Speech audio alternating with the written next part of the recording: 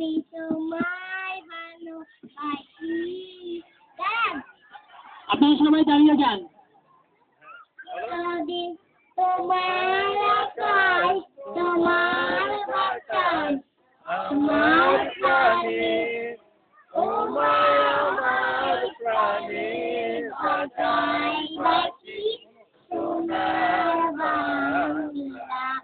আমি তোমায় ভালোবাসি। আসসালামু আলাইকুম।